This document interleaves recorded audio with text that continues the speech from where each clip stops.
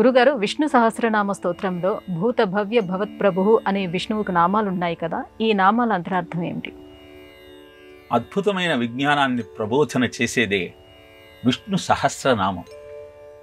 విశ్వం విష్ణుర్వషట్కారో భూత భవ్య భవత్ ప్రభు భూతకృత్ భూత భృత్భావో భూతాత్మా భూత భావన అన్న శ్లోకంతో విష్ణు సహస్రనామం ప్రారంభమవుతుంది. విశ్వం విష్ణు వషట్కార అన్న నామాలలో అద్భుతమైన ఆ పరమాత్మ చైతన్యం యొక్క వ్యాపకతను తెలియజేశారు వ్యాస మహర్షి. విశ్వం అంటే ప్రవేశించి, విష్ణు అంటే వ్యాపించి, వషట్కార అంటే ఆకర్షించినది ఆ చైతన్యం.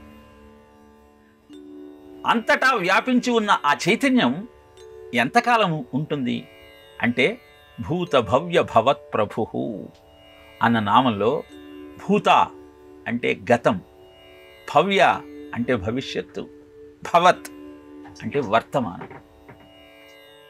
అనంతమైన గతం, అపారమైన భవిష్యత్తు, వర్తమానం బిందువు. వర్తమానంలో గతాన్ని ఆధారంగా చేసుకొని భవిష్యత్తుకు అద్భుతమైన బాటలు నిర్మించుకోవాలి అంటే భూత భవ్య భవత్ ప్రభువును ఆశ్రయించాలి. అద్భుతమైన ఈ సత్యాన్ని మనం గమనించగలిగితే ఆధునిక విజ్ఞానంలో time space matter, time space fabric అంటూ ఏ సిద్ధాంతం అయితే ప్రతిపాదన చేయబడిందో దానికి అద్భుతమైన వ్యాఖ్యానం ఈ శ్లోకంలో మనకు కనబడుతుంది.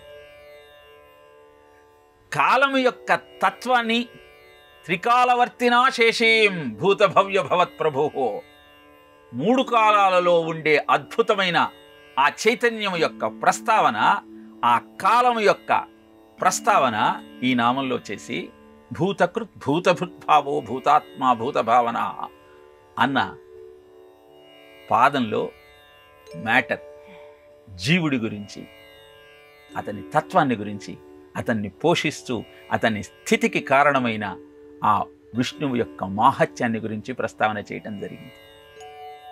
కనుక ఆధునిక విజ్ఞానానికి ఆధారమైన అద్భుతమైన ఆర్ష విజ్ఞానాన్ని మనం అర్థం చేసుకోగలిగితే ఇహ పరదాయకమైన అన్ని ఫలితాలు మనం అందుకోవచ్చు.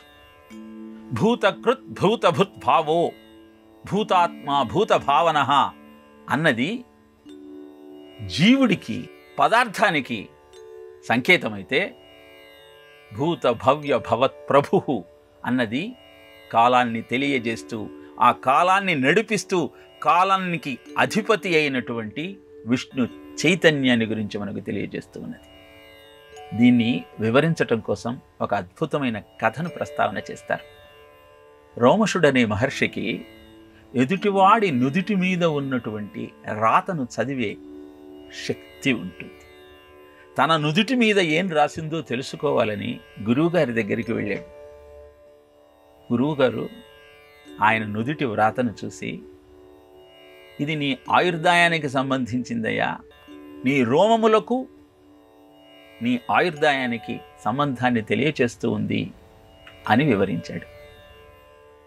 పూర్తిగా వివరించమంటూ అభ్యర్థించిన రోమశుడికి బ్రహ్మదేవుడొక్కడే ఆ వివరణ ఇవ్వగలడు అని తెలియజేశాడు. సత్యలోకానికి వెళ్ళాడు రోమశుడు. బ్రహ్మదేవుడి దర్శనం కావడం కోసం 1 గంట సమయం పట్టింది. గంట తర్వాత బ్రహ్మదేవుణ్ణి చూసిన రోమశుడు తన మనసులోని మాటను ఆయన ముందు ఉంచాడు. ఈ వివరాన్ని తెలియచేయాలి అంటే నాకు ఇంకొక గంట సమయం పడుతుందయా అన్నాడు బ్రహ్మదేవుడు. వేచి చూస్తాను స్వామి అని సమాధానం ఇచ్చాడు రోమశుడు. గంట ఇక్కడ గడిచింది అంటే ఎంత సమయం అయిందో తెలుసా?